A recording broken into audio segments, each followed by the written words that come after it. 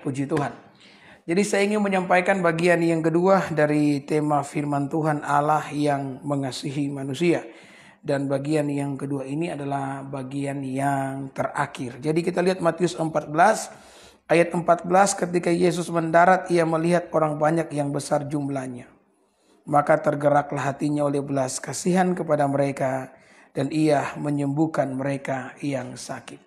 Jadi Alkitab mengatakan bahwa Yesus itu bergerak dengan belas kasihan ketika dia melihat orang-orang yang datang dalam jumlah yang sangat banyak. Mereka sakit, mereka papah, maka Yesus pun menyembuhkan setiap kelemahan tubuh atau kelemahan fisik yang dialami oleh setiap mereka. Jadi dari sini kita tahu Bapak Ibu bahwa Allah itu adalah pribadi yang mengasihi manusia. Dia bukan hanya mengasihi manusia, tetapi lebih daripada itu Allah adalah pribadi yang mengasihi manusia yang berdosa. Bahkan dalam Ayub pasal yang ke-7 ayat yang ke-17, hamba Tuhan ini mengatakan, Tuhan siapakah gerangan manusia sehingga engkau benar-benar mengasihi manusia. Kalau kita membaca Alkitab memang kita akan menemukan alur itu di sepanjang lembaran demi lembaran Alkitab. Dari kitab Kejadian sampai kitab Wahyu, perjanjian lama sampai perjanjian baru, kita akan menemukan bahwa Alkitab berisi tentang cinta kasih Allah kepada manusia yang berdosa. Bahkan kalau kita membaca Alkitab Bapak Ibu, Yesus itu diberi julukan sebagai sahabat orang berdosa. Kenapa? Karena Yesus banyak menghabiskan waktu dengan para pemungut cukai, orang-orang yang notabene dipandang sebelah mata karena dianggap sebagai orang-orang yang berdosa. Sehingga ahli Taurat, ahli Farisi pun keberatan. Mereka berkata kepada Yesus, kenapa engkau yang disebut Rabi sebagai pengajar Israel senang berkumpul dengan orang-orang berdosa? Kemudian Yesus pun mengatakan bahwa anak manusia datang ke dalam dunia bukan untuk orang benar, tetapi untuk orang berdosa. Sebagaimana bukan orang sehat yang membutuhkan tabib, demikianlah orang sakit. Demikian orang sakit yang membutuhkan tabib. Jadi Yesus Tuhan adalah Allah yang telah datang ke dalam dunia untuk mengasihi orang-orang berdosa. Jadi kalau hari ini engkau merasa dirimu berdosa, engkau diterima oleh Allah, engkau dikasihi oleh Yesus, jangan lagi engkau menggunakan dosamu untuk bersembunyi dari Allah. Datanglah kepada Tuhan dengan segala keberadaanmu, maka engkau akan mengalami pengampunan daripada Allah. Amin. Dan jangan pernah kita berpikir saudara-saudara ketika Allah mengasihi manusia maka ini merupakan sebuah kewajaran. Ya kan? Banyak orang berpikir demikian. Ya memang Allah harus mengasihi manusia karena dia adalah Allah yang kasih. Betul. Allah itu adalah Allah yang kasih. Tetapi kita juga perlu ingat selain kasih dia juga adalah Allah yang pencemburu. Kata Alkitab dia adalah pribadi yang membalaskan kejahatan kepada mereka yang melakukannya. Kita perlu ingat saudara-saudara, ketika malaikat Lucifer berdosa, malaikat Lucifer itu dibuang oleh Allah. Bahkan dalam kitab Maliaki pasal 1 ayat yang kedua, Allah berkata kepada orang Israel bahwa saya mengasihi Yakub dan menolak Esau. Berarti Allah itu bukan cuma pribadi yang mengasihi seperti dia mengasihi Yakub, dia juga bisa menjadi pribadi yang menolak seperti dia menolak Esau. Dan menolak Lucifer yang telah berbuat jahat di matanya. Nah kalau hari ini kita mendapatkan kasih Allah. Kita mendapatkan kemurahannya. Jangan pernah menganggap kemurahan dan kasih Allah sebagai sebuah kewajaran yang harusnya Allah lakukan dalam kehidupan kita. Tidak. Allah telah memilih untuk memperlakukan kita dengan kasih. Dan kita perlu bersyukur karena itu. Ada amin? Saudara, Allah bisa saja kan melupakan manusia ketika manusia berdosa. Saya seringkali mengatakan ini. Ketika manusia berdosa, Allah bisa mengabaikan manusia dan biarkan manusia mengalami kebinasan. Dan kalau Allah melakukan itu, tidak ada seorang pun yang dapat menghakimi Allah atas perbuatannya yang meninggalkan manusia. Tidak ada. Karena tidak ada hakim yang lebih tinggi daripada Allah. Tetapi yang luar biasa Alkitab mengatakan ketika manusia telah jatuh ke dalam dosa, Allah memilih melanjutkan cintanya kepada kita. Itu yang tertulis dalam Yeremia pasal 31 ayat yang ketiga. Dari jauh Tuhan menampakkan diri dan dia berkata, aku mengasihi engkau dengan cinta yang kekal. Itulah sebabnya aku melanjutkan cintaku kepadamu. Bahkan saudara-saudara, cinta Allah yang kekal itu digemakan kembali dalam perjanjian baru, khususnya dalam Injil Yohanes 3 ayat 16. Di mana kita mengatakan karena begitu besar kasih Allah akan dunia ini, sehingga Ia memberikan anaknya yang tunggal, supaya setiap orang yang percaya kepadanya tidak binasa melainkan beroleh kehidupan yang kekal. Allah bukanlah pribadi yang meninggalkan kita di belakang, karena Dia tidak akan pernah bisa melakukan itu. Di tengah-tengah kebesaran dan kemahakuasaannya ada satu hal yang tidak bisa dilakukan oleh Allah. Allah itu maha kuasa. Tapi ada satu hal yang tidak bisa dilakukan oleh Allah. Apa itu? Meninggalkan dan membiarkan manusia. Kenapa? Karena Dia terlalu mengasihi dan mencintai setiap kita. Ibrani pasal 13 ayat yang ke-5b mengatakan demikian. Bahwa aku sekali-kali tidak akan meninggalkan engkau dan aku sekali-kali tidak akan pernah membiarkan engkau. Saudara, ketika teringat dengan kalimat membiarkan, meninggalkan, saya punya pengalaman buruk mengenai hal ini, saudara. Saya pernah bertengkar dengan kakak saya waktu saya masih kecil. Jadi saya disuruh pergi ke rumah dari tante saya yang memang cukup jauh dari rumah kami dan perlu berjalan kaki. Saya pergi dengan kakak saya. Dan entah ada masalah apa, saya lupa karena itu waktu sudah lama, saudara-saudara. Kakak saya pun memukul saya dan dia marah. Waktu dia marah, dia pulang ke rumah, dia tinggalkan saya, dia biarkan saya. Waktu itu saya terlalu takut untuk kembali ke rumah sendiri, saudara, karena saya masih terlalu kecil. Maka saya ingat waktu saya pulang sepanjang jalan ke rumah, saya hanya bisa menangis dan menangis. Karena perasaan dibiarkan dan ditinggalkan adalah perasaan yang paling tidak menyenangkan. Tuhan tidak ingin engkau merasa bahwa engkau dibiarkan, engkau ditinggalkan. Bahkan ketika Yesus hendak naik ke surga, Dia bilang sama murid-muridnya, aku tidak akan meninggalkan engkau sebagai yatim piatu. Ketika aku akan pergi, aku akan mengirimkan Roh Kudus kepadamu yang akan menyertai kamu bukan hanya 1 minggu, 1 tahun, atau 1 dekade, atau 1 abad. Tidak, Roh Kudus ini akan menyertai kamu selama-lamanya. Jadi Tuhan mengasihi kita, Tuhan mencintai kita. Buka hatimu, terimalah dengan iman kasih Tuhan itu, maka engkau akan merasa jauh lebih baik di dalam kehidupan ini. Saya katakan kemarin, saudara-saudara, memangnya apa yang kita miliki sehingga Tuhan mengasihi kita? Maka saya mau bilang, manusia tidak punya apa-apa untuk dikasihi oleh Tuhan. Satu-satunya yang dimiliki oleh manusia hanyalah dosa. Maka seorang apologet Kristen pernah berkata bahwa tidak ada satupun yang berjasa dengan kematian Kristus. Tidak ada. Banyakkan pertanyaan yang telah diajukan kepada saya mengenai Yudas, apakah Yudas berdosa? Apakah orang Roma berdosa ketika menyalibkan Yesus?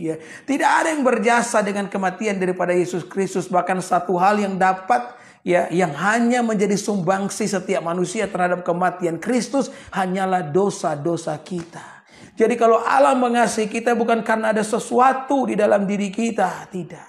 Dia mengasihi kita karena Dia benar-benar mencintai saya dan saudara. Ada amin. Saya berharap ketika saudara mendengarkan firman Tuhan ini, maka mulai muncul satu keyakinan dalam diri saudara. Muncul satu keberanian di dalam diri saudara.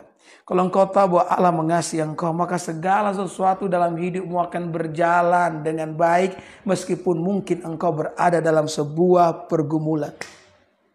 Amin. Ini akan terjadi. Kita akan merasa jauh lebih baik kalau kita tahu bahwa kita dikasihi dan dicintai oleh Allah. Ada begitu banyak orang-orang, saudara-saudara, yang hidup di luar kehendak Allah. Bahkan mereka menghancurkan kehidupan mereka sendiri. Karena mereka tidak punya cukup keyakinan bahwa Allah mengasihi mereka. Mereka punya segudang pengalaman di masa lalu yang sepertinya mengkonfirmasi bahwa Allah telah melupakan mereka. Kebanyakan dari mereka berasal dari keluarga yang broken home. Saudara perhatikan anak-anak yang broken home kan. Rusak kelakuannya. Kenapa? Karena mereka merasa dilupakan, merasa tidak dikasihi. Hari ini kalau engkau mendengarkan saya menyampaikan firman Tuhan, pesan Tuhan disampaikan kepada saudara bahwa Allah mengasihi engkau. Kalau engkau bertanya bagaimana Allah mengasihi engkau, pandanglah ke kayu salib. Seperti itulah Allah mengasihi setiap kita. Mother Teresa pernah berkata, kalau engkau ingin tahu seberapa besar kasih Allah akan hidupmu, pandanglah ke kayu salib. Amin. Allah telah membuka tangannya lebar-lebar di atas kayu salib. Ya, dan sebesar inilah, ya ketika tangannya dibuka, sebesar inilah cintanya kepadaku dan kepadamu. Maka jangan menjadi insecure lagi. Dan jangan terus-menerus menyakiti dirimu sendiri oleh karena engkau sepertinya dilupakan atau tidak dicintai. Sekalipun ayahmu dan ibumu meninggalkan engkau, namun Tuhan menyambut setiap kita. Ya, itu firman Tuhan yang tertulis di dalam Alkitab. Kalau mungkin engkau juga punya kekurangan, ingat baik ya bahwa kasih dan kebaikan Tuhan jauh lebih besar daripada semuanya itu. Yang kedua, saya mau sampaikan di hari ini menjadi bagian yang terakhir dari tema khotbah saya, Allah yang mengasihi manusia. Ketika kita percaya bahwa Allah mengasihi setiap kita Bapak Ibu, maka hal ini yang akan terjadi di mana saudara-saudara kita akan memiliki keberanian percaya atau kita akan berani berpengharapan kepada Tuhan. Ya. Hidup ini kan harus dijalani dengan yang namanya harapan. Tidak satu pun di antara kita yang dapat menjalani kehidupan kita tanpa adanya harapan. Harapanlah yang membuat engkau mampu melangkah di hari-hari ini. Ada banyak orang yang menyudahi kehidupan mereka dengan cara bunuh diri. Di Indonesia banyak terjadi juga. Ya, kasus-kasus belakangan ada ibu rumah tangga yang bunuh diri. Sebelum dia mati dia racuni dulu 2 orang anaknya. Kenapa? Karena dia stres menghadapi kehidupan karena suaminya telah meninggalkan dia dan memilih untuk hidup dengan wanita lain. Saking stres maka dia kehilangan yang namanya pengharapan dan dia menyudahi kehidupannya sendiri. Maka pengharapan itu penting. Kalau engkau tahu engkau dikasihi oleh Tuhan, maka hidupmu akan berpengharapan. Makanya seringkali saya mengatakan harapan itu sama seperti payung Bapak Ibu. Yang walaupun tidak bisa menghentikan hujan, ketika payung dibuka hujan tidak berhenti. Tetapi dengan payung kita dapat menerobos hujan. Amin. Pengharapan tidak bisa menghentikan masalah yang menghujani kita setiap hari. Tetapi dengan pengharapan engkau mampu menembus setiap tantangan di dalam kehidupan saudara. Kenapa? Karena engkau tahu bahwa Tuhan mengasihi engkau. Kalau Yesus rela memberikan nyawanya di atas kayu salib bagi setiap kita, maka apakah yang tak dapat diberikan Tuhan dalam perkenanan pertolongannya dalam hidup kita?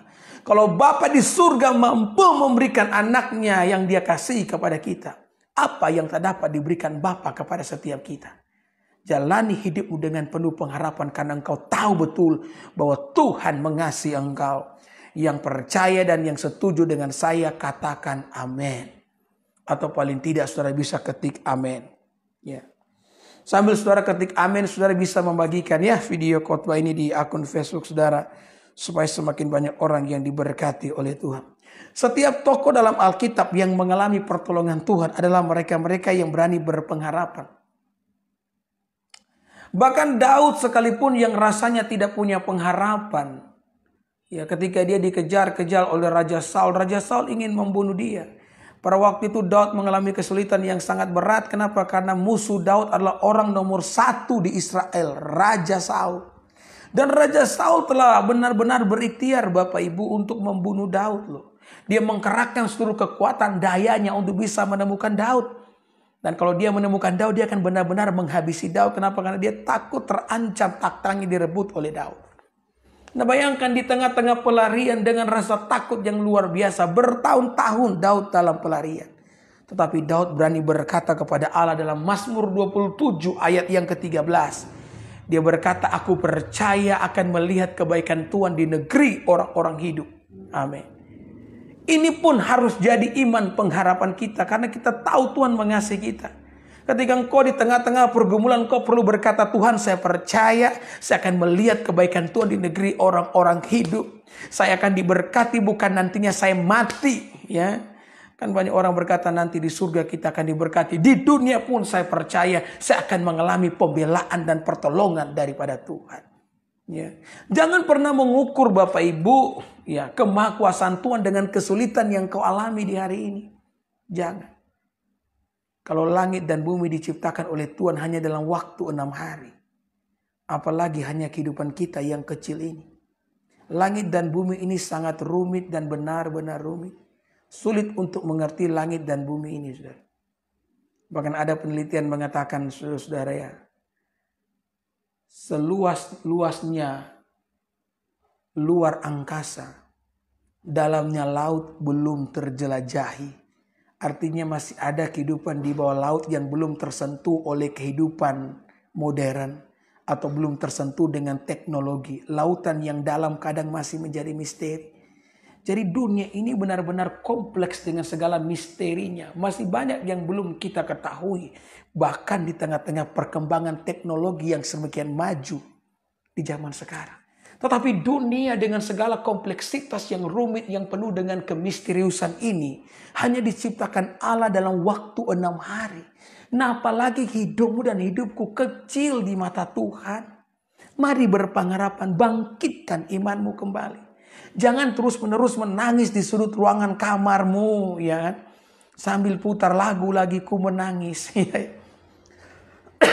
Berhenti menangisi keadaan saudara. Percayalah Tuhan ada bagi setiap kita dan Dia tidak akan pernah meninggalkan kita. Ketika engkau dalam pergumulan, nyanyi bagi Tuhan. Bagi Tuhan tak ada yang mustahil. Bagi Tuhan tak ada yang tak mungkin. Mungkin iblis mencoba mengintimidasi saudara dengan berkata, kamu hanya menghibur diri. Mana ada jalan keluar bagi kamu. Nyanyi lagi. Ku percaya janjimu ajaib, terukir dalam kehidupanku. Amin. Jadi lagu-lagu rohani itu dinyanyikan di tengah pergumulan, bukan hanya di tengah gereja ketika kita berkumpul bersama dengan umat yang lain. Ketika engkau dalam pergumulan, nyanyikan lagu-lagu yang penuh dengan pengharapan. Karena engkau tahu bahwa Allah mengasihi engkau dan Allah mencintai engkau. Dia tidak akan pernah membiarkan dan meninggalkan kita. Bagian yang paling buruk telah Tuhan ambil loh. Apa itu bagian yang paling buruk? Yakni dosa-dosa kita telah dipikul oleh Tuhan. Kalau bagian yang paling buruk rela dipikul oleh Yesus. Yesus mengalami keterpisahan dengan Bapa ketika dia memikul salib. Itu hal yang tidak pernah dialami oleh Yesus tuh. Saya mau beritahu sama Bapak Ibu. Ketika dia berteriak Eloi, Eloi lama sabachthani. Yang dimana kalimat ini juga banyak dipertanyakan oleh saudara-saudara muslim ya. Itu Yesus mengalami keterpisahan. Hal ini tidak pernah terjadi antara Yesus dengan Bapa. Karena Yesus dan Bapa adalah satu. Tapi untuk sementara waktu dia mengalami keterpisahan dengan Bapa. Kenapa? Karena di atas kayu salib dia harus memikul dosa. Bapa itu kurus, tidak bisa bersekutu dengan yang namanya dosa. Maka terjadi perpisahan itu dan Yesus pun berkata, Bapa, Bapa, mengapa engkau meninggalkan aku? Yesus rela mengalami keterpisahan itu loh. Demi saya dan saudara. Jadi kalau bagian paling buruk yakni dosa-dosa kita rela dipikul oleh Yesus meskipun Yesus harus mengalami keterpisahan itu. Apalagi hanya pergumulan-pergumulan dalam hidupmu. Ingat, selama yang hilang bukan Yesus, kita masih baik-baik saja. Asalkan engkau tetap percaya bahwa engkau dikasihi Tuhan, engkau dicintai oleh Tuhan, maka hidupmu akan berpengharapan. Haleluya, haleluya, haleluya. Bagi Tuhan tidak ada yang mustahil. Saya tutup khotbah saya dengan satu cerita terakhir ini ya. Jadi di Mesir itu ada yang namanya gereja sampah. Jadi gereja sampah ini gereja yang banyak mengalami mujizat. Orang-orang yang mengalami sakit penyakit banyak berkunjung ke sana dalam perjalanan spiritual mereka dan mengalami kesembuhan. Ada satu ruangan di gereja sampah di Mesir itu Bapak Ibu yang dipenuhi dengan tongkat penyangga dan kursi-kursi roda yang telah ditinggalkan oleh mereka yang mengalami kesembuhan. Ya, mereka yang tadinya duduk di kursi roda, mereka yang tadinya tidak bisa berjalan tanpa tongkat penyangga, tiba-tiba mengalami mujizat yang luar biasa sehingga semua tongkat penyangga, kursi roda ditinggalkan di gereja tersebut. Nah, gereja ini punya sejarah di mana saudara-saudara ratusan tahun yang lalu itu kan gereja ortodoks ya, gereja zaman-zaman dulu. Para pengelana, para penjahat satu kali datang ke gereja sampah. Dikasih nama gereja sampah saudara karena gereja itu berdekatan. Sebelum masuk ke gereja itu akan melewati daerah pembuangan sampah terlebih dahulu. Ya, para pengelana ini datang ke gereja tersebut dan mereka berbicara dengan pendeta-pendeta dengan jemaat yang ada di situ. Mereka membawa ayat firman Tuhan yang mengatakan dalam kitab Injil bahwa kalau orang beriman maka orang bisa memindahkan gunung. Jadi saudara, para pengelan itu mengatakan kepada para pendeta, ya sekarang buktikan ayat itu dengan memindahkan gunung batu ini. Jadi ada salah satu gunung batu di samping gereja sampah. Jadi gunung batu ini harus dipindahkan dalam waktu 3 hari. Kalau misalkan gunung batu itu tidak dipindahkan oleh iman kalian, maka kami akan membunuh kalian semua. Ya mereka saudara menggunakan itu hanya sebagai alasan hanya untuk membumi hanguskan iman Kristen di daerah tersebut. Ya. Dan sebelum membumi hanguskan iman Kristen, mereka ingin membuktikan bahwa Alkitab itu bohong. Mana mungkin dengan iman bisa memindahkan gunung katanya kan. Maka dikasih waktu 3 hari saudara-saudara. Maka pendeta itu pun mengumumkan agar jemaat berpuasa. Selama 3 hari mereka puasa, memohonkan pertolongan Tuhan agar gunung yang dimaksudkan itu bisa pindah. 1 hari mereka puasa tidak terjadi apa-apa. 2 hari mereka puasa tidak terjadi apa-apa. Ya 3 hari ya mereka puasa belum terjadi apa-apa. Maka tiba-tiba datang nih ya para pengelana ini, para penjahat ini, lengkap dengan rombongan mereka yang siap mengeksekusi pendeta dengan jemaatnya yang ada di situ. Ya. Maka apa yang terjadi? Mereka katakan ini gunung tidak pindah Pak Pendeta. Maka sesuai dengan kesepakatan kita, jemaat di sini akan kami sembelih bersama dengan pendeta. Ya. Jadi pendeta dengan jemaat itu dikumpulkan di tengah-tengah. Kemudian pendeta itu ngomong, sebelum kami dibunuh izinkan sekali lagi kami berdoa. Dan kalau memang gunung itu tidak pindah maka bunuhlah setiap kami karena kami pun tidak akan pernah menyangkal iman kepercayaan kami. Maka apa yang terjadi saudara-saudara ketika mereka berdoa untuk terakhir kalinya? Terjadi gempa bumi tektonik. Lempengan-lempengan di bawah permukaan bumi itu bergerak. Sehingga ya gunung batu yang dimaksudkan itu berpindah ke arah timur sejauh 3 km. Dan itu adalah sejarah dari gereja Sampah. Yang membuktikan bahwa tidak ada yang mustahil bagi Tuhan. Maka hidupmu harus berpengharapan. Kita berpengharapan karena kita tahu bahwa Tuhan itu mengasihi kita dan mencintai kita. Yang percaya dengan saya, sama-sama katakan, amin, amin, amin. Haleluya, puji Tuhan.